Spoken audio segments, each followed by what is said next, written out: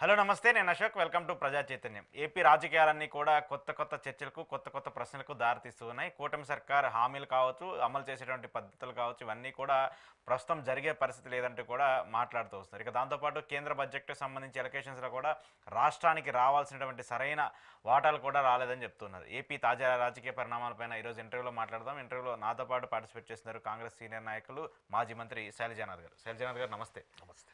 కేంద్ర బడ్జెట్ చూసాము. గతంలో ఏదో కొంత రిలీఫ్ వస్తాయని చెప్పేసి ఆశించారు, ఏదో ఫస్ట్ బడ్జెట్లో ఇచ్చారు. ప్రస్తుతం మన బడ్జెట్ రిలీజ్ చేశారు. ఇప్పుడు పరిస్థితులు చూస్తుంటే ఎలాంటి అవకాశాలు ఏమైనా కనిపిస్తున్నాయా?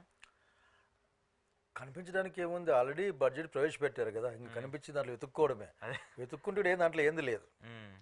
ఎందుకు ఇంకా ఎంత అంటే పోలవరం డబ్బులు ఇచ్చారు. ఏంటి డబ్బులు ఇచ్చేది? పోలవరం కట్టేయాల్సిన బాధ్యత కేంద్ర ప్రభుత్వం. దానికి 5,000 కోట్లు ఇచ్చాం. ఇట్లా ఎన్ని 5,000 కోట్లు ఇస్తా పోతారు వీళ్ళు గవర్నమెంట్కి. కనుక ఇప్పుడు నేను ఆశించా పోలవరాన్ని రాష్ట్ర ప్రభుత్వం యొక్క పర్యవేక్షణలో కేంద్ర ప్రభుత్వం కడుతుంది అని చెప్తుంది అనుకున్నా నేను. అది కాకుండా 5,000 కోట్లు ఇచ్చాం.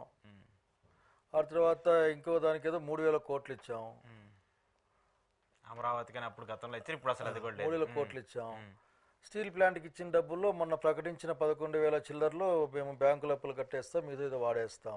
ఈ కొత్తగా ఏం వచ్చింది దాంట్లో ఏంది లేదు. నేనేం ఆశించా అంటే నిజంగానే ఈ ఎమ్మెల్యేలు మంత్రులు అందరూ కూడా అయిపోయింది దీన్ని కాపాడేసినాము అంత మాడుతుంటే ఈ బడ్జెట్లో ఏదైనా ఈ దీనికోసం డెడికేటెడ్ ఇస్తారేమో, మైండ్స్ ఇస్తారేమో అనుకున్నా నేను.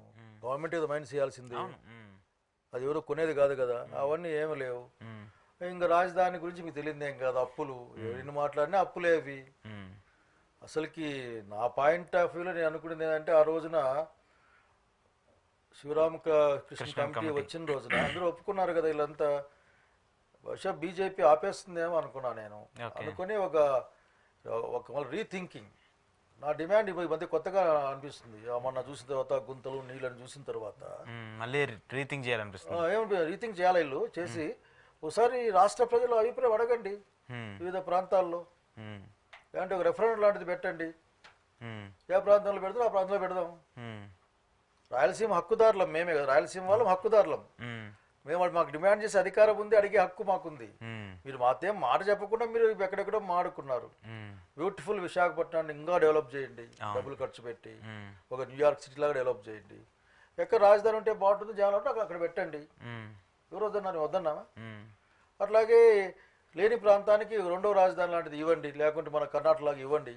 కనుక ఇవన్నీ ఏమి లేవు ఇక్కడ దాంట్లో. అసలుకి పోనీ గ్రాంట్ ఏదన్నా వస్తుందా? గ్రాంట్ కదా ఇవ్వాల్సింది. ఈ సూపర్ 6 పథకాలు ఉన్నాయి. ఈ సూపర్ 6 పథకాలు అనేది కూటమి యొక్క ప్రామిసెస్. అంటే బీజేపీ ప్రామిస్ కూడా దాంట్లో. బీజేపీ అసలు వాళ్ళ మేనిఫెస్టో, వాళ్ళ ఫోటో లేదు, వాళ్ళు పట్టుకోవడానికి కూడా వాళ్ళు అంగీకరించలేదు. అంటే వాళ్ళు అప్పుడే చెప్పేసినట్టున్నారు కదా. సంబంధం లేదు, కలిసి ఉన్నారు కదా, కూటమిలో అయితే ఉన్నారు. మాట్లాడతారే. ఇప్పుడు నాకు ఇష్టం లేదు, నేను పెళ్లి చేసుకున్నా అంటే అవుతుందా? ఓకే, కాదు కదా. కాబట్టి కలిశారు, ఉన్నారు, మంత్రి పదవులు పంచుకున్నారు, ఎమ్మెల్యేలు పంచుకున్నారు, ఎంపీలు పంచుకున్నారు.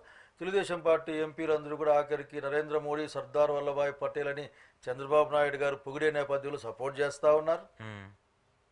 మళ్ళీ ఇప్పుడు మీరు బీజేపీలు పట్టుకోలే అంటే ఇప్పుడు బీజేపీ మేనిఫెస్టో ఎవరు అమలు చేయాలా? ప్రభుత్వమే కదా. పవన్ కళ్యాణ్ మేనిఫెస్టో ఎవరు అమలు చేయాలా? కూటమే కదా. మళ్ళీ తెలుగుదేశం పార్టీ మేనిఫెస్టో కూడా కూటమే కదా. వీళ్ళంతా ఏంటంటే తప్పించుకునే మాటలు, మనల్ని బ్లఫ్ చేయడానికి ఉపయోగపడే మాటలు తప్ప ఇంకోటి కాదు.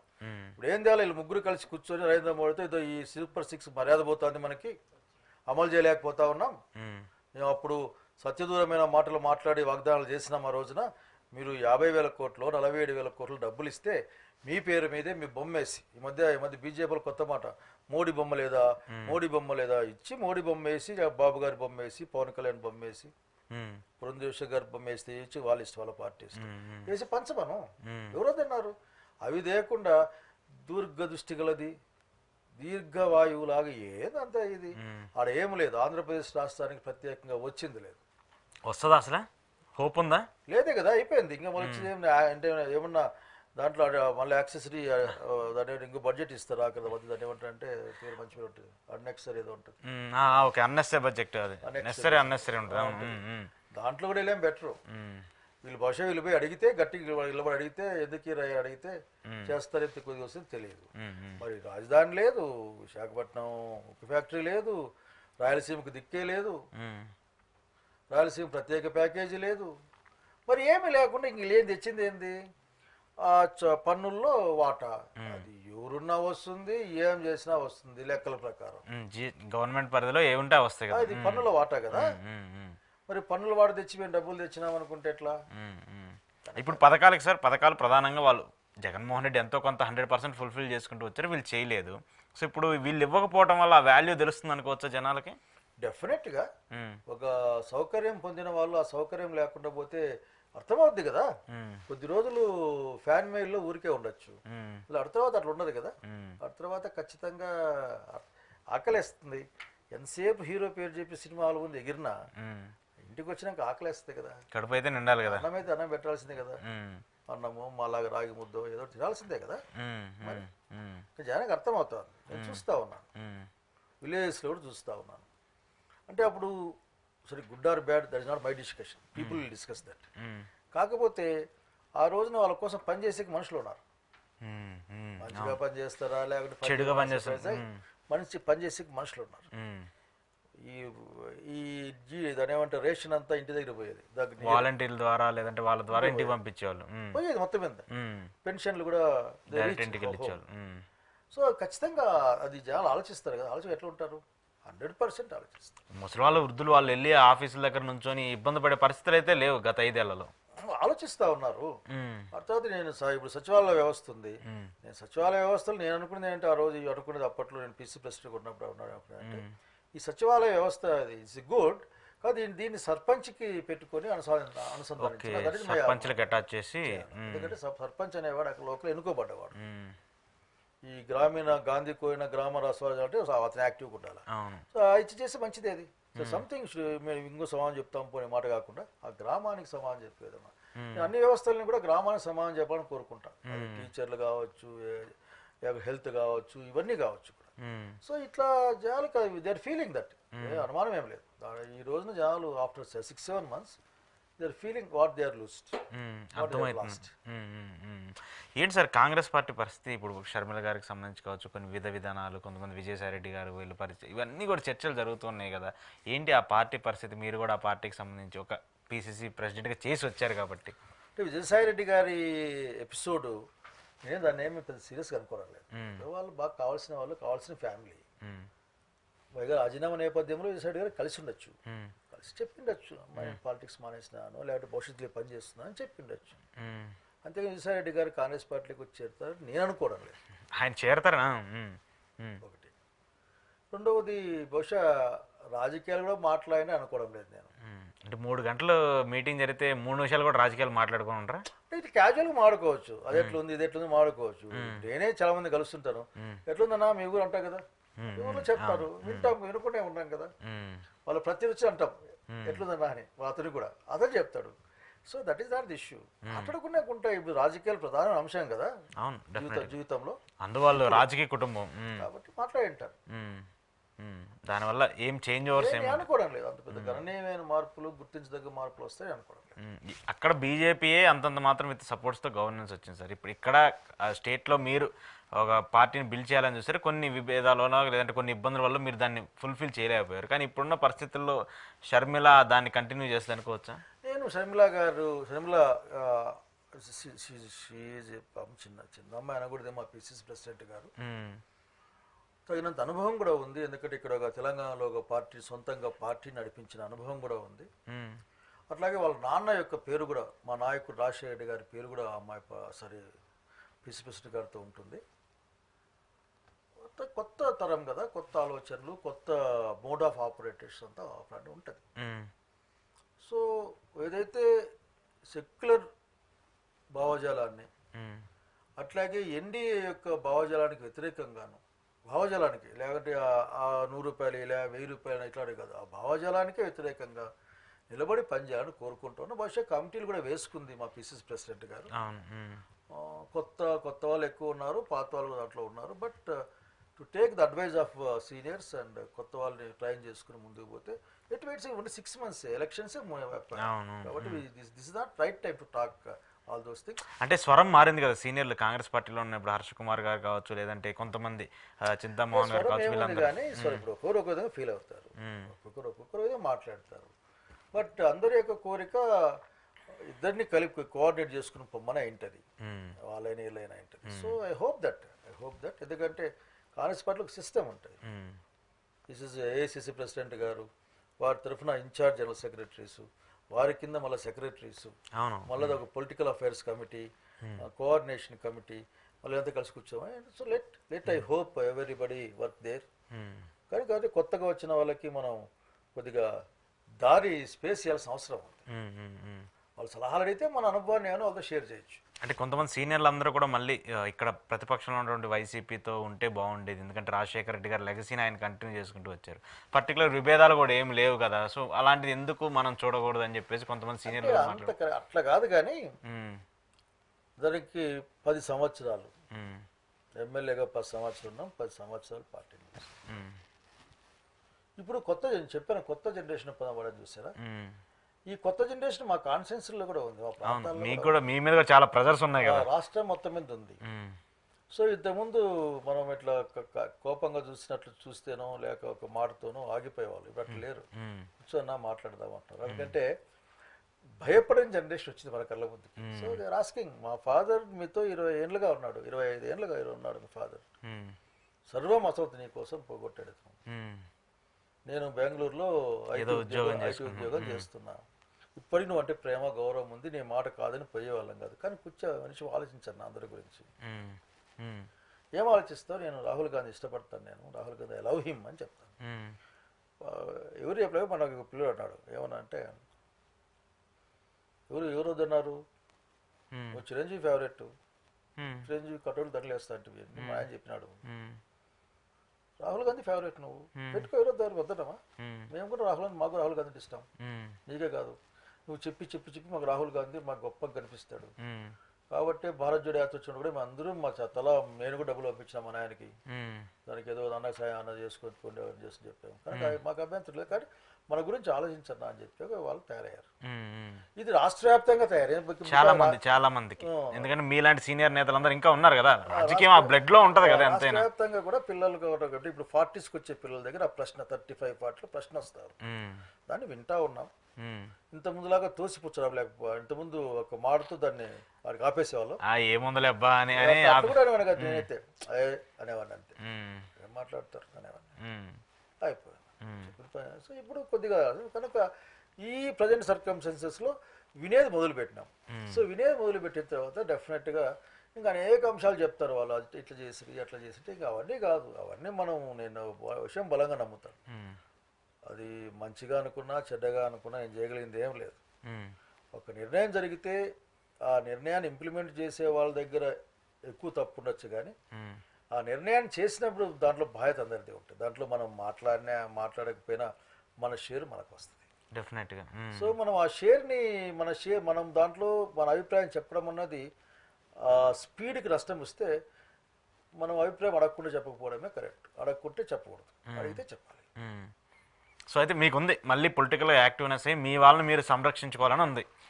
అంటే మీరు అట్లా, ఎందుకంటే మీరు విలేకరులు కదా, అట్లా అడుగుతారు. నేను చెప్పేది ఏంటంటే రాజకీయాలు రాజకీయాల్లాగా ఆలోచించాలి. దేనికోసం రాజకీయాలు చేస్తున్న ప్రశ్న కూడా వేసుకుంటాం మా ఇంట్లో వాళ్ళు. నేను అప్పుడు రాజకీయాల గురించి ఆలోచిస్తా, ఎందుకు మనం రాజకీయాలు చేయాలా? ప్రశాంతంగా ఇంట్లో ఉండొచ్చు కదా. మా డాక్టర్ అమ్మ ఖర్చులు డబ్బులు ఇస్తుంది, భోజనం పెడుతుంది, హ్యాపీగా తిప్పేస్తుంది, కార్ ఇస్తుంది, పప్పు ఇస్తుంది కదా. 24 hours అవైలబిలిటీ ఉండొచ్చు మా ఆవిడకి. అట్లాగే మా అమ్మకు కూడా షీజ్ ఓల్డ్, ఆమెకు కూడా వారానికి 2 సార్లు ఆమెతో కూర్చొని రావచ్చు కదా. నేను ప్రశాంతంగా ఏం పని చేయకుండా ఇంట్లో అని అనుకుంటా మళ్ళీ ఏమంటే పాలిటిక్స్ లేకుంటే పాలిటిక్స్ చేయాలి కదా మనం అని కూడా అనుకుంటా. ఉండాలి, మనం అసలు మనం వచ్చిందే అది కదా అనుకుంటా. అనుకున్నప్పుడు ఈ మధ్యకాలం అనుకున్నాంటే ఆంధ్రప్రదేశ్ రాష్ట్రం గురించి మాట్లాడాలి. ఎవరైనా మాట్లాడినా ఆంధ్రప్రదేశ్ రాష్ట్రం రోజు రోజుకి ఇబ్బంది పడతాం. అట్లాగే ఎన్డీఏ అంటే బీజేపీ లెడ్ ఎన్డీఏ యొక్క ఆర్థిక సామాజిక భావజాలం ఆంధ్రప్రదేశ్ రాష్ట్రాన్ని దెబ్బతీస్తాం. చంద్రబాబు నాయుడు గారు ఇంతకుముందు ఉన్న పాతక చదవాలని నాకు కనపడడం లేదు. ఇంతకుముందు ఆయనకి అంత ఇంతో కాంగ్రెస్ పార్టీ వాసన అది ఉండేది, అది ఎందుకంటే ఆ పార్టీ నుంచి వచ్చిన వ్యక్తే ఉండేది. కదా. ఎందుకంటే అతని వ్యవహారంలో నడిపించేది. ఇప్పుడు అక్కడ కొత్త ఆలోచనలు వచ్చినట్లున్నాయి, కొత్త పిల్లకాయలు వచ్చినట్లు. లోకేష్ లాంటి వాళ్ళు వచ్చారు కదా. Name anybody. సో అక్కడ బిహేవియరల్ ప్యాటర్న్లు చేంజ్ వచ్చింది. సో ఇవన్నీ మాట్లాడాలి. ఉదాహరణకి 11,000 కోట్లు ఇచ్చి మేము కాపాడుతామంటే ఎట్లా ఎంత న్యాయం మాట్లాడడం అది? వాడు అప్పులు తీర్చాలంటే 30,000 కోట్లు ఇవ్వాలి. అసలు పర్మనెంట్ సొల్యూషన్ కావాలి కదా. మెయిన్ వర్కింగ్ కేవలం 20,000 కోట్లు ఇవ్వాలి, 50,000 కోట్లు ఇవ్వాలి. దానికి ఇనుప ఖనిజ మైన్లు ఇవ్వాలి. అట్లాగే లేకుంటే సెయిల్ ఎక్స్పర్ట్ దాన్ని వాడుకోవాలి. ఇంత చేసి ప్రకటించాలి కదా, ఇదో దీన్ని మేము చెయ్యం. అదేం లేదు, ఉరకిచ్చామంటే అదే ఎమ్మెల్యేలు మంత్రులు అంతా విపరీతంగా మాట్లాడి నిజమేమో చూసారు, నిజమేం లేదు. అది మళ్ళీ బ్యాంకులో అప్పులు తీస్తారు, దాన్ని అమ్మే రోజు వచ్చిన రోజున ఆ బ్యాంక్ అప్పు వాడు కట్టుకోకుండా మనం కట్టినట్టు ఉంటుంది. సో ఇటువంటి ఉన్నప్పుడు మాట్లాడాల్సిన అవసరం. రాయలసీమ ఉంది, ఏది ఎవరు రాయలసీమ నుంచి మాట్లాడరు? ఎవరు అసలు రాయలసీమ మీద పోరాటం ఇంకా స్టిల్ జరుగుతూనే ఉంది కదా. మాకు వాయిస్ లేదు. ఇలా వాయిస్ ఉందాం అనుకుంటేనేమో కొద్దిమంది మా రాయలసీమలో ఉన్న పుల్లు సినిమాలు కొద్దిమంది ఎందుకో ప్రస్తుతం ప్రశాంతంగా కూర్చున్నారు. మేమంతా రాయలసీమ ఉద్యమకారులు కాదు, రాయలసీమ సపోర్టర్లు. కాబట్టి మాట్లాడాల్సిన అవసరం ఉంది. ఎందుకు ఎంత కనలేదుగా దుర్మార్గం ఉంది. మాకు హైకోర్టు ఇచ్చామని చెప్పారు, బెంచ్ కాదు. మాకు పోయిన గవర్నమెంట్ లో జగన్ రెడ్డి గారు హైకోర్టు ఇక్కడ పెడతామన్నారు. అవును, అట్లాగే లా యూనివర్సిటీ పెడతామన్నారు, ట్రిబ్యునల్స్ పెడతాం, అంటే మొత్తం కోర్టు యొక్క అపెక్స్ అంతా ఇక్కడ పెడతామని చెప్పారు. నాలాంటి వాళ్ళైతే రాజధాని మాకేన్నాం, మాది కదా హక్కు, రాజధాని మాకేయండి, ఇవన్నీ ఎందుకు మాకేన్నాం, మాకేం పనికి వస్తుంది ఇవన్నీ. మీరు అప్పుడు మాట్లాడారు, మాకేం పని, మాకు వద్దు, మాకు రాజధాని, మా రాజధాని మాకు పడేయండి, మేము ఇచ్చింది మాకు ఇరికి ఇచ్చింది. సరే హైకోర్టు ఇచ్చిపోయి గవర్నమెంట్ మారింది. ఇప్పుడు ఏం చేయాలి? దానికి మరింత వ్యయం కట్టలేదు కదా. పోవడమే దుర్మార్గంగా హైకోర్టులో పోయి అదేందో దాన్ని ఏమంటారు లెటర్ ఇచ్చారు వీళ్ళు, ఏమని మేము అమరావతిలో పెడతాము అని. బెంచ్ ఇస్తారంట. అంటే మా దగ్గర ప్యాంటు షర్టు పంచె లాక్కొని మమ్మల్ని నువ్వు ఏదో వేసుకుపోయి మీకు ఎందుకులే రాయలసీమలకి అందరూ ఏదో డ్రాయర్ వేసుకుని తిరగండి అనేది అట్లా పై ఏమో దాంట్లో ఏమైనా ఉందా? మరి ఎన్ని మాటలు మాట్లాడినా ఉపయోగం ఉండదు కదా. ఎడ్యుకేషన్ బిల్డింగ్ ఉంటుంది, ఆ ఎడ్యుకేషన్ బిల్డింగ్ ఇద్దామని అనుకుంటా ఉన్నారు. మరి అక్కడే ఎట్లా పోవాలా? కనుక ఇట్లా కంటెదురుగా అంటే మా వాళ్ళు కూడా నాకేం అర్థం కాదు అసలు కర్నూలు అసలుకి ఎట్లా ఆలోచిస్తున్నా అది లేదు. కానీ మన కర్నూలు ఎదురుగా మంది పీక్కిపోయారు, రాజధాని పీక్కిపోయారు కర్నూలు దగ్గర నుంచి. కర్నూలులే కర్నూలు అంటే ప్రేమ, ఎందుకంటే చదువుకున్నాయి మెడిసిన్ చేసిన మళ్ళీ ఇప్పుడు హైకోర్టు పీక్కిపోయారు. మళ్ళీ మీరేం మాట్లాడుతున్నారు అనుకో, కానీ బట్ కావాల్సిన ప్రోయాక్టివ్నెస్ గా ముందుకు తీసుకెళ్లే వాళ్ళు లేరు. ఆ తర్వాత మా అనంత ప్రగతి గ్రామీణ బ్యాంకుని, ఆంధ్ర ప్రగతి గ్రామీణ బ్యాంకుని తీసుకెళ్లి అమరావతిలో పెడతామని చెప్పేసి అలా ఇంకా మాకు ఇన్స్టిట్యూట్లు ఇవ్వాలా, ఇండస్ట్రీలు ఇవ్వాలా, చదువుకునే అవకాశం ఇవ్వాలా. ఇంకా తమాషా ఎయిమ్స్ మాకు ఇస్తామని చెప్పాం మా టైంలో, ఎత్తగా ఆడ పెట్టారు. అసలుకి పైసలు తక్కువ, కష్టాల్లో ఉండేవాళ్ళం. రాయలసీమలో ఎయిమ్స్ పెడితే మాకు మంచి ఆరోగ్యం, మంచి వైద్యం వచ్చేది కదా. వైద్యం వస్తే అక్కడ చదువుకోనికి అందరికీ వస్తుంది కదా మాకి. మళ్ళీ ఇవన్నీ మాట్లాడాలి కదా. ఇప్పుడు రాజకీయ భవిష్యత్తు కోసం చూసేవాళ్ళు, కానీ రాష్ట్రానికి ప్రయోజనాలు లేదంటే ప్రాంత ప్రయోజనాల కోసం చూసేవాళ్ళు ఎవరున్నారు? మాట్లాడాలి లేదు. అందరూ కూడా మంచి అభిప్రాయంతోనే పాలిటిక్స్ లోకి వస్తారు. వాళ్ళని ఆ వైపు పోనీయకుండా కొద్దిమంది అట్లా డ్రైవ్ చేస్తారు. రాజకీయం అంటే ఇది. ఉదాహరణకి ఈ మధ్య తమాషా చూస్తున్నాం, 7 months అయిపోయింది. అక్కడ గనుల్లో గోల్మాలు, ఇసుక గోల్మాలు, లిక్కర్లో గోల్మాలు, తిరుపతి లాంటి ఎన్నికల్లో గోల్మాలు, కార్పొరేషన్ ఎన్నికలు చెప్పాం కదా ఇట్లా మార్చడం అన్యాయం అని. మరి ఇప్పుడు కొట్టి లాగిపోయిన టీవీలో చూస్తే లాక్కుపోయి బస్సు లాగిపోతుంది. మరి ఇవన్నీ ఎట్లా చూస్తాం మనం? గోల్మాల్లో ఇవే రాజకీయం అని చెప్పే ప్రయత్నం. ఇలా ఉంటేనే రాజకీయం చేయగలం, ఇదే రాజకీయం చెప్పే ప్రయత్నం. రాజకీయం అంటే ఏం చేయాలా? రాజకీయం ఏంటంటే ఇసుక తొగకూడదు, ఇసుక తొగితే భూగర్భ జలాలు పోతాయి. గోదావరి లాంటి ప్రాంతంలో తొగచ్చేమో కానీ అనంతపురం పెనలో తొగ్గకూడదు, అనంతపురం చిత్రావతులు తొగ్గకూడదు. తొక్కితే ఆ మాత్రం నీళ్ళు లేకుండా పోతాయి అది చెప్పాలి కదా. మా హేమలు తొగనీలే కదా మేమంతా మీరున్నప్పుడు. అది రాజకీయం కాదు, జనం. అట్లాగే అంద్రినివాలేకి 50 చంద్రబాబు నాయుడు గారు 5 TMCలతో 2 సార్లు శంకుస్థాపన చేశారు తెలుగుదేశం పార్టీ. మేము 50 TMCలతో దాన్ని సాగునీటి ప్రాజెక్టుగా మార్చినాం. అప్పుడు రగన్న ఆ రోజు మేమందరం ఉన్నప్పుడు ఆఖరికి దాన్ని నీళ్ళు జీడిపీలు నడిపించుకొచ్చినాం. మీరు వీళ్ళు ఏం చేయాలా? 100 TMCలు తెస్తామని చెప్పాలా, పెంచాలి దాన్ని అనాలా? అప్పుడు మేము చెప్పాము ఊరికి అంటే చెరువుకి ఇస్తామని చెప్పాము. అది దానికోసం రాజకీయం. అంతేగాని ఆడ వచ్చే వర్క్ కోసం ఎవరికైనా రాజకీయం కాదు. ఉమ్, ఉమ్, ఉమ్, ఇప్పుడు ఉదాహరణకి చంద్రబాబు నాయుడు గారు ప్రకటిస్తూ లైనింగ్ చేయమని చెప్పారంట. ఉమ్, ఎంత దుర్మార్గం అది. చంద్రబాబు నాయుడు గారు కుప్పం మీద ప్రేమ ఉండొచ్చు ఆయనకి, ఉమ్, మాకు అభ్యంతరం లే. 200 టీఎంసీలు రాక్కుని కుప్పం కాకుంటే ఆడికంగా ముందు తీసుకెళ్ళి మాకు అభ్యంతరమే లేదు. ఉమ్, రాయలసీమలో ఎక్క నీళ్ళు సంతోషపడతాం. ఉమ్, కానీ నువ్వు లైనింగ్ చేస్తే ఆ భూగర్భ జలాలు పెరగవు కదా మాకి. ఉమ్. అక్కడ భూగర్భ జలాలు పెంచడానికి ప్లాన్ చేయాలి. పెరగాలి కదా కాలువ పోయినాక. లేకపోతే నువ్వు లైనింగ్ చేసి పెడతా అంటే రాజకీయం ఎక్కడ చేయాలి? ఉన్న ఏ పార్టీ ఎమ్మెల్యే అయినా ఎంపీలు అయినా ఏం చేయాలంటే అక్కడ ఇది అన్యాయం. ఇది మా హయాంలో వచ్చింది చెల్సీకి. చెల్సీ లైనింగ్ ఒప్పుకోలేదు నేను. పోయాబులు చెప్పినారు పోవచ్చు. మా రైతులు ఒకటి మాట చెప్పారు, ఏంది మాట్లాడతావు డాక్టరు, నన్ను డాక్టరే జవాబు పిలుస్తాడు. పిచ్చికలు నీళ్ళు తాగుతుంటాయండి ఆ డాక్టర్. కాలం అంత నిండుగా పోతా ఉంది, మళ్ళీ మనకు నీళ్ళు లేకుంటే కడుపులో బాగానే మండదా డాక్టర్, మనకి ఇచ్చి ఆడికని పొమ్మను అని చెప్పారు. మరి అది కదా చేయాల్సింది. మా ఏరియాలో నీళ్లు మేము కష్టపడి తెచ్చిన తగిన కాలువ మాట చెప్పాల్సి వస్తే మేము ఎందుకు కడుతున్నాం అంటే మేమే రఘువీరెడ్డి గారు, వెంకటరామరెడ్డి గారు, దివాకర్ రెడ్డి గారు ఇట్లా వాళ్ళందరూ కలిసి మేమంతా ఉండి దాన్ని నడిపించాము మాట చెప్పాల్సి వస్తే. దాంతోపాటు నడిచిన వాడు వచ్చేసి రఘువీరెడ్డి, వెంకటరామరెడ్డి.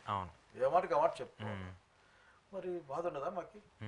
నువ్వు జీడిపల్లి దగ్గర నువ్వు ఎట్లా పెద్ద చెయ్యి, 50 కాదు 150 చెయ్యి, కుప్పం కాదు చివరి దానికి పొలం మీద పైకి తీసుకుపో, వద్దంటే అడుగు. కానీ మా గొంతులు జరిపేసి పోవాలి కదా. ఇక్కడ వెనకాల ఉన్న కూడా చూడాలి కదా. మేము 3 పంటలకు అడగడంలే, ఒక పంట, ఒకటి 2 ఏళ్ల కన్నా ఒక పంట వస్తాను అనుకుంటాను. 2 ఏళ్ళకి, ఒక ఏడాదికి కూడా సంవత్సరం కూడా కాదు, 2 ఏళ్ల కన్నా మాకి పడితే బాగుంటుందిరా బాబు అనుకునే వాళ్ళం మేము. కాబట్టి దీనికోసం యాక్చువల్లీ పిల్లలు అర్థం చేసుకుంటారు, అర్థం చేసుకోకుండా ఉండరు. అంటే మన ప్రాంతం ఇబ్బంది పడుతున్నా కూడా చూస్తూ ఊరుకోవటం ఏంటి అనేది ఉంటుంది కదా. ఏదో రాంగ్ కాదు కానీ ఒక విధమైన కాన్సెప్ట్ డెవలప్ చేశారు. అడగకూడదు, అడిగితే నాయకత్వానికి కోపం వస్తుంది, అడుగుతారు, అడగకుండా ఏం పోరు. ఇప్పుడు కాబట్టి రేపు బాధ తెలుస్తుంది. మన్నాడు రాయలసీమ తల్లి పడే కష్టాలు రేపు కాబట్టి ఇల్లుండి అర్థమవుతాయి. అర్థమైన తర్వాత కొడుకు ఊరికే ఉండడు, అడుగుతాడు. అడిగేది లేకుండా మాట్లాడతారు, రకరకాలు చెప్పేసేసి. దాన్ని ఆ యొక్క ముసుగులో నుంచి బయటకు ఖచ్చితంగా రాయలసీమ పొలిటీషియన్ రావాలా, వస్తారు కూడా ఆఖరి. So I'm hoping that I'm lot of love and faith on Rayalaseema people. ఏమో అలాంటి వాళ్ళకి శైలజానాథ్ గారు లీడ్ తీసుకొని నడిపించవచ్చేమో. That is a different issue. Who says that time అంటే వచ్చే కాలం, పరిస్థితులు, సిచ్యువేషన్స్ డిమాండ్ చేసినప్పుడు జరగచ్చు, ఎవరైనా కానీ పోవచ్చు. ఎవరైతే నిజాయితీగా పనిచేస్తారో వాళ్ళని జనం వెళ్తారు. సో ఐఎమ్ ఎక్స్పెక్టింగ్, చెప్పాను కదా నేను రాయలసీమ సపోర్టర్ని, నేను రాయలసీమ ఉద్యమకారిని కాదు. But who says, nobody says that. అయితే రాజకీయం అయితే యాక్టివ్నెస్ కాబోతుంది ముందు రోజుల్లో. ఇన్యాక్టివ్గా అయితే లేను. ఇన్యాక్టివ్ అంటే కొంతకాలం పాటు సైలెంట్ గా ఉన్నారు, స్తబ్దుగా ఉన్నారు. కాకపోతే ఏంటంటే నాకు నేను చేసే పని నాకు ఇంపార్టెంట్. నేను నమ్మిన దాన్ని తప్ప ఇంకోటి చేయలేను. బలవంతంగా నాతో ఎవరు పని చేయించలేరు.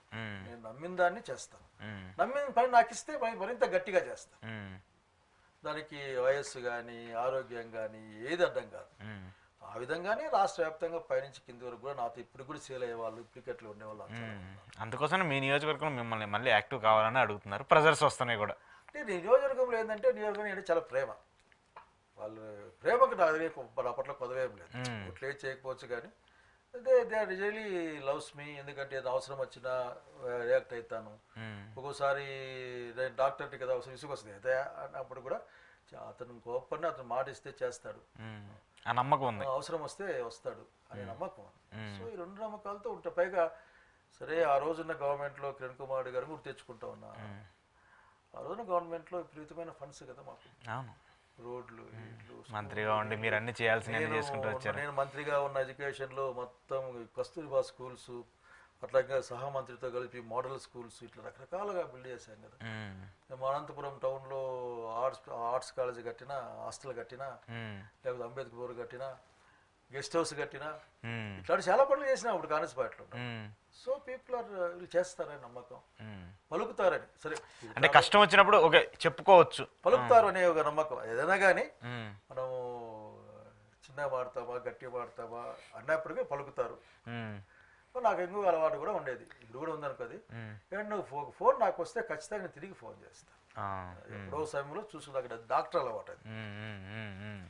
రాత్రి 9 గంటలకి ఫోన్ వస్తే ఇక్కడ మర్చిపోయినా మార్నింగ్ ఫోన్ చేసి ఏం ఫోన్ చేసినా ఉంటాను. ఇటువంటి అనేక దేర్ లవింగ్ మీ 2 times వరుసగా చూశారు. మంత్రి నియోజకవర్గానికి చేసినట్టు ఉంటుంది. దాంతో పాటుగా మరీ గొప్పగా చెప్పాక వి డిడ్ సంథింగ్. ఆ రోజున అవకాశంతో కొన్ని పనులు చేయగలిగాం. ఇప్పుడుంటే ఇంకొంచెం ఎక్కువ చేయగలరు అనేది నమ్మకం వాళ్ళకి. వాళ్ళు ఏంటి చేస్తారు కదా పని అని. ఇట్లా రెండవది ఆ రోజుల్లో కూడా నేను చెప్పేవాడిని యాజ్ ఏ మినిస్టర్ కూడా, ప్రజలకు పని చేయండి మీరు అని చెప్పేవాళ్ళు. మా గురువు గారు దివాకర్ గారు మాట చెప్పారు, మీ నిర్ణయాధికారం మీ దగ్గర ఉన్నప్పుడు కొద్దిగా వాళ్ళకి చేయండి అని చెప్పేవారు. సో కొంచెం మంచిగా ఉన్న వాళ్ళకి బలహీనతలకి న్యాయం చేయాల్సిన అవసరం చెప్పేవాళ్ళం. సో అట్లా కొన్ని, ఎందుకంటే అంటే అది కూడా ఎస్ఎఫ్ఐలో పనిచేయడం, మా భావాలు ఇవన్నీ స్టూడెంట్స్ ఇవన్నీ ఆల్ దీస్ థింగ్స్. పైగా బాబాసాహెబ్ అంబేద్కర్ చెప్పినట్లు నా నమ్మకంతో చదువుకోవడం అనేదే పరిష్కారం, చదువు ఒకటే మనిషి ముందు తీసుకెళ్తే బలంగా నమ్మడం. నువ్వు రాజ్యాంగాన్ని కాపాడుకుంటే ముందు రాజ్యాంగాన్ని తెలిసి ఉండాలి కదా, ముందు దాని గురించి తెలియాలి కదా, తెలిస్తే కదా, తెలియాలంటే చదువుకోవాలి కదా. చదువు లేకుంటే అది ఆడిషన్ లేకపోరు. చదువు లేనిలో మహామేధావులు ఉంటారు, అది డిఫరెంట్ ఇష్యూ. బట్ సాధారణ మనిషి చదువుకుంటే బాగుంటాడు. సో ఆ యాంగిల్ నుంచే నేను ఏ పని చేశాను, స్కూల్స్ కట్టించిన, హాస్టల్స్ పెట్టినా, ఏదైనా దట్ ఈస్ వాడేవాడు.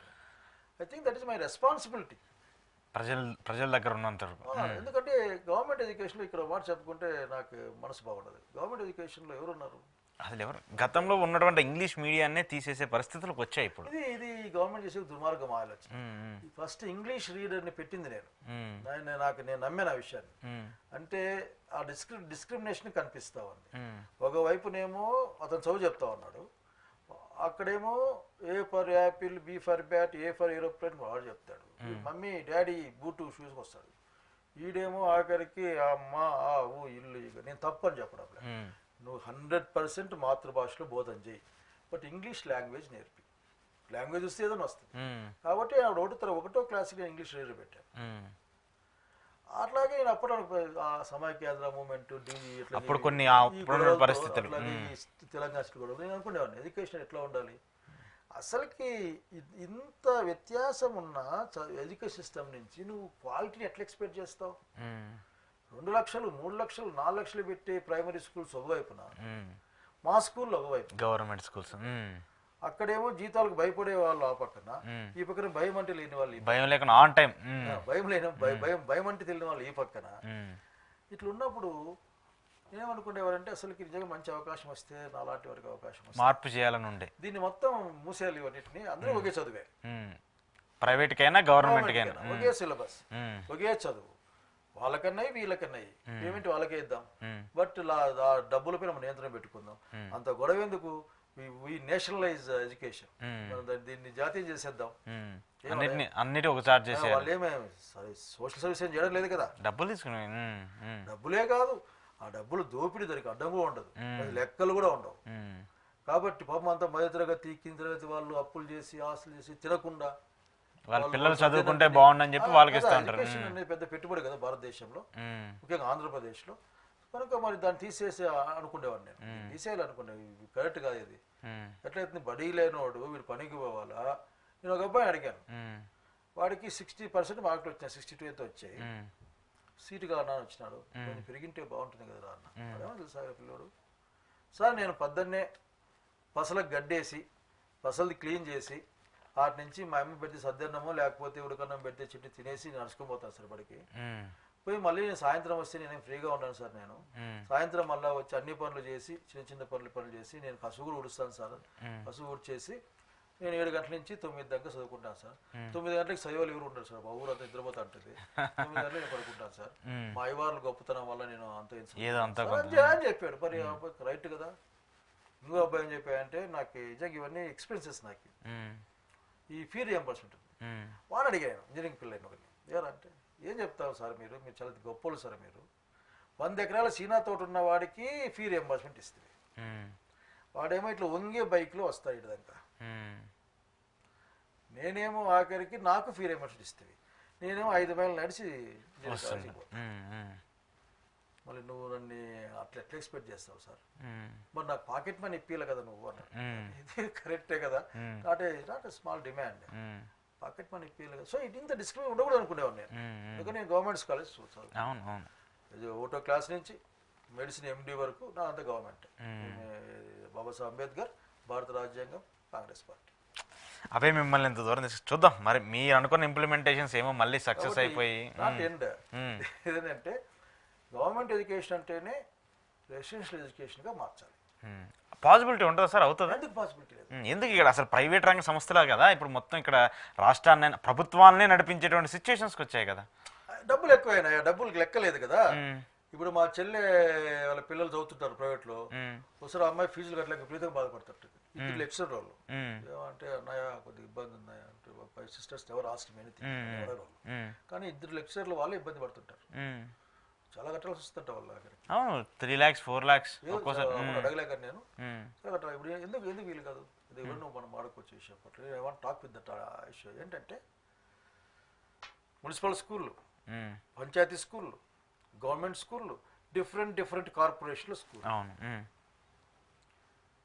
టీచర్లు, ఇంత లెక్క టీచర్లు, వీళ్ళందరికీ బిల్డింగ్స్, ఆ తర్వాత మధ్యాహ్నం భోజన పథకం, హాస్టల్ భోజన పథకం, హాస్టల్లో బట్టలు, పుస్తకాలు, ఫ్రీ బుక్కులు పక్కన, ఇంక్లూడింగ్ కస్తూర్బా స్కూల్స్ కూడా ఇవన్నీ పక్కన. వీటన్నిటిని కుప్పేస్తే నువ్వు చేయాల్సింది ఏంటంటే 0 క్లాస్ నుంచి 3 వరకు ఆ ప్రాంతంలో ఇక్కడ ఏ ఊరు ఉంటే ఆ ఊర్లో 3 నుంచి కంపల్సరీ రెసిడెన్షియల్ స్కూల్ అది వెళ్ళాలి. వెళ్ళిన తర్వాత వీళ్ళందరినీ క్లబ్ అప్ చేసి డిఫరెంట్ బడ్జెట్లు కలుపుకుంటే మండలానికి 1-2 high schools, model high schools, టీచర్లకు అక్కడే స్టేయింగ్ అంతా ఒకరు అప్పుడు లెక్కేసినప్పుడు 1000-2000 కోట్లు ఎక్స్ట్రా ఖర్చు వస్తాయి అనుకున్నా నేను. మీరు మంత్రి ఉన్నప్పుడు 3000 కావచ్చు కట్టే. ఆ తర్వాత నీకు చాలా మిగిలిపోతాయి, ఇచ్చే బెనిఫిట్స్ అన్ని తగ్గిపోతాయి. అదంటే ఒకే ఏకసూత్రంగా వస్తుంది. అప్పుడు బీసీ హాస్టల్ అని, ఎస్సీ హాస్టల్ అని, అదే నాకు కూడా ఒక దిగులు ఉంది దాంట్లో. ఏదంటే but I'm appreciating my friend బట్టి అండ్ సీఎం రేవంత్ రెడ్డి ఈ గవర్నమెంట్లో. నిజంగా బట్టి గారు నా ఫ్రెండ్ అన్నందుకు ఫీలింగ్. రేవంత్ గవర్నమెంట్లో అందరికీ అందరికి కలిపి ఒక క్యాంపస్ కదా కోరిక. అది చిన్నప్పటి నుంచే ఎక్కడ చదువుతున్నారు అంటే మా గేర్లో మా బడి ఉంది సార్ అంటాడు, వీడేమో మా ఇంకో గేర్లో ఉంది అంటాడు, వాడేమో ఇంకో గేర్లో అంటే చిన్నప్పుడే నువ్వు ఇది అని చెప్పి డివైడ్ చేసేస్తున్నారు.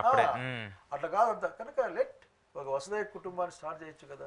సో ఐఎమ్ ఆస్కింగ్ గవర్నమెంట్, ఒకవేళ నాకు ఎవరైనా గవర్నమెంట్లో చెప్పే అవకాశం వస్తే ఈ మాట చెప్పాలని. అసలు నేను జస్ట్ ఒక రోజు అనుకున్నా, మన ఎప్పుడో లోకేష్ బాబు గారు ఏదో మాట్లాడుతున్నాడు ఎడ్యుకేషన్ మారుస్తానని, అసలు డిబేట్ పెట్టుకోవాలనుకున్నాను. నాకు ఆ టైం తీసుకొని కలిసి మీరేం చేయాలనుకుంటున్నారు ఇది నా అభిప్రాయం. ఇది ఐఎమ్ ఆల్సో ఎడ్యుకేషన్ మినిస్టర్. నీకంటే ఒక 2-3 ముందు నేను గవర్నమెంట్లో ఉన్నాను, నేను చేశాను, నేను గుర్తించదగ్గ పనులు చేశాను, మీరేం చేయలేదు ఇంతవరకు. అలాంటి మళ్ళీ తీసుకొస్తే బాగుంటుంది అని అడుగుతానేమో బహుశా రాబోయే రోజుల్లో అడగాలనుకుంటున్నాను. ఎందుకంటే నాకు ఇంట్రెస్ట్ టాపిక్. నేను డాక్టర్గా ఉండి కూడా ఎందుకు విద్యలోకి వెళ్ళాయంటే నాకు అది నా టైంలో నేను కొత్త కలర్ బుక్లు ప్రింట్ చేశాను. అప్పుడు గవర్నమెంట్ దగ్గర నాకు వాళ్ళకో ఉండే చిన్నప్పుడు మంచి బుక్లు ఉండొచ్చు కదా అని నేను ఫస్ట్ మంత్రి చేసే పని మంచి 80 GSM పేపర్ మీద కలర్ బుక్లు ప్రింట్ చేయడం, బొమ్మలు కానీ అవన్నీ చూస్తానికి కూడా ఇంట్రెస్టింగ్ ఉండేది. కలర్ బుక్లు ప్రింట్ చేయడం, అట్లా యూనిఫామ్స్ పెంచడం, ఇట్లా రకరకాలు చేసాం. యూనిఫామ్స్ ప్రైవేట్కి ఇవ్వకుండా ఆప్కోకి ఇచ్చాను నేను తీసుకెళ్ళి. ఇట్లా రకరకాలుగా ఆ టైం ఏంటంటే చదువు పట్ల విద్యార్థి గోడ మీద రాసేవాళ్ళం, నాణ్యమైన పుస్తకాలు ఇవ్వాలి, సకాలంలో స్కాలర్షిప్లు ఇవి రాసేవాళ్ళం కదా. What we told on that day, what we demand on that day, వాళ్ళు తీర్చే పరిస్థితి వచ్చినప్పుడు మనం తీర్చాలి కదా. అట్లాగే సకాలంలో పుస్తకాలు, ఐఎమ్ ప్రౌడ్లీ సేయింగ్ దట్. నేను బడి స్టార్ట్ అయ్యే లోపల అందులోకి బుక్లు పంపించాను, పుస్తకాలు కానీ వాళ్ళ యూనిఫామ్లు అన్ని ముఖ్యంగా పుస్తకాలు. నేను అనుకునేవాడు అప్పుడు ఏంది మీరు 3 నెలలకు బుక్లు ఇస్తే ఎట్లా అనుకునేవాడు. ఎందుకంటే నాకు గుర్తుంది, నేను వెన్ ఐఎమ్ స్టూడెంట్ నాకు పుస్తకాలు, నాకు గవర్నమెంట్ పుస్తకాలు చదివాను. అంతవరకు నేను మా పిన్ ఉండేది నాకంటే 1 year ముందు, ఆ బుక్కులు తెచ్చుకునేవాడిని. అప్పుడు ఏంటంటే ఎక్స్చేంజ్ ఉండేది, మీది అయిపోయిన తర్వాత ఇంకోళ్ళకి వెళ్ళేది, తెచ్చుకునేవాడిని. కొత్త బుక్కులు అంటే పెద్ద మోజు కనుక ఇట్లా వి డిడ్ సంథింగ్. సో ఇవన్నీ మాట్లాడాలి అని వినేవాళ్ళు ఉంటే మాట్లాడతాం. డెఫినెట్గా ఐ వాంట్ అట్లీస్ట్ ఒక పేపర్ అని రాసి పంపిద్దాం అనుకుంటున్నా. ఈ పని ప్రభుత్వానికి ఒక ఫామ్ లాగా. ఎందుకంటే ఎడ్యుకేషన్ మీద పెట్టే పెట్టుబడి మంచి భవిష్యత్తు రాలని పంపిస్తుంది వాళ్ళ జీవితం. కాబట్టి ఇప్పుడు మొత్తం కమర్షియల్గా చదివినోడు మంచి మనిషి అయితే తప్ప వాడు సేవ చేయడు. ఏమంటాం? సో ఆ సేవలో కూడా మళ్ళీ వాళ్ళకి ఏ స్వప్రయోజనం వస్తుంది అనేది ఆలోచిస్తూ ఉంటారు కదా. అంటే రైట్. అసలు నిజంగా ఈ జనరేషన్లో ఈ విధంగా మాట సంతోషంగా ఉంది. నేను చెప్పేంటంటే ఒక వ్యాపార దృక్పథంతో ఎదిగిన వాడు వాడు ఇష్టం పైన వాడు మంచి చేస్తాడు. కానీ ఒక సోషల్ రెస్పాన్సిబిలిటీతో పెరిగినవాడు, ఇలాంటి సొసైటీ వలన పెరిగినవాడు సొసైటీ పట్ల బాగా జాగ్రత్తగా భయంగా ఉంటాడు. ఎవరో కొద్దిమంది మిస్ కావచ్చు అంతే. సో సొసైటీ అంతా బాగుంటే అందరూ బాగుంటారు. ఇప్పుడు ట్రెండ్ లాగా నువ్వు బాగుంటే అందరూ బాగుంటారు అని కాదు. సొసైటీ అంతా బాగుంటే ఆటోమేటిక్ మనం కూడా ఉంటాం. ఎందుకంటే మనం కూడా వన్ ఆఫ్ ద పర్సన్ కదా society. This is my opinion on the education. కానీ గవర్నమెంట్స్ ప్రస్తుతం అలాంటి సిచ్యువేషన్స్ లో లేవు కదా సార్. వాటిని యాక్సెప్ట్ చేసి ముందుకు తీసుకెళ్ళి ఇప్పుడు మీరు చెప్పారు. నేను నిజంగా మేము కూడా అది ఫేస్ చేసి వచ్చాం. మేము చదువుకున్నప్పుడు గవర్నమెంట్ స్కూల్స్ మాకు అంతే ఉంది. 4 ఎప్పుడు గంట కొడతారు, ఎప్పుడు పోదా అని ఉండేది. సో ఇప్పుడైనా ఆ సిస్టమ్ మొత్తం మారిపోయింది. పొద్దున 6ంటికి వెళ్తే వాడు సాయంత్రం 11 దాకా ఆ కాలేజీలో ఆ స్కూల్లో పెట్టి వాడు చావు కొట్టి ఎంతమంది పిల్లలు స్టూడెంట్స్ సూసైడ్ చేసుకునే పరిస్థితులు వచ్చాయి ఇప్పుడు. అసలు సిచ్యువేషన్స్ ఎట్లుంటాయంటే నేను ఎప్పుడు ఏ ఇయర్ మర్చిపోయినా కానీ అప్పుడు ఆశ్చర్యపోయినా స్టేట్ టాప్ ర్యాంకర్కి ఎంసెట్ సీట్ రాలే. అవును, అలాంటి సిచ్యువేషన్ వీళ్ళు టీవీలో డి అని ఉంటారు. నన్ను అడిగాడు ఒక ఇవన్నీ కూడా ఐ మీన్ ద పబ్లిక్ కోర్లే వాట్ ఐ గాట్. ఇన్ని లక్షల మందిని చదువు చెప్పి వీళ్ళు 300 మందికి 400 మందికి సీట్లు ఇస్తారు. ఇదేం సార్ మీరేం చేయరా గవర్నమెంట్లో? అప్పుడే నేను ఫీజుల రెగ్యులేషన్కి ఒక జీవో తెచ్చాను, మార్పులు చేసుకుంటాను. బట్ గవర్నమెంట్ ఉంటే దాన్ని చేసేయచ్చు. గవర్నమెంట్ అనుకుంటే ఏ ఇబ్బంది ఏం లేదు. ఆర్టీసీ చేసేసారు, మాట్లాడారు కూడా ఉంటుంది, మళ్ళీ మాట్లాడతారు. అంటే ఈ ప్రైవేటైజేషన్ ని క్లోజ్ చేసి అంతా అండర్ గవర్నమెంట్ కింద తీసుకొస్తే చాలా చాలా చేంజెస్ వస్తాయి. మధ్య తరగతి ఫ్యామిలీస్ అయితే అసలు వాళ్ళు చాలా రిలాక్స్ అవుతారు. అంతే కదా, అందరికీ ఒకే చదువు ఇచ్చి నువ్వు పరిగెత్తమంటే ఆటికి పరిగెత్తడం కష్టమే. దళిత్స్ అక్కడికి పరిగెత్తడం కష్టమే. అయినప్పటికీ అందరికి ఒకే స్కూలు, ఒకే అయ్యవారు, ఒకే teacher, then let somebody is going to be finish that line కదా. మంచి ఒపీనియన్, అది మంచి ఒపీనియన్. మనం దీని మాట్లాడతాం తప్పకుండా సార్, దీని మీద డిస్కస్ చేద్దాం. చాలా వ్యాలిడేట్ పాయింట్స్. మీరు కూడా మంచి చదువుకోరండి, నేను చదువుకోవచ్చు. Present sub paper other. Sure sir, definite. Thank you sir, thank you very much. ఇది శైలజానాథ్ గారితో ఈరోజు స్పెషల్ ఇంటర్వ్యూ. చూస్తూనే ఉండండి ప్రజా చైతన్యం.